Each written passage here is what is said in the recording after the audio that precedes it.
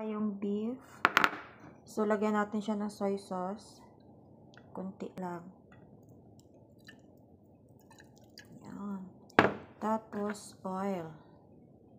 Kunti lang din.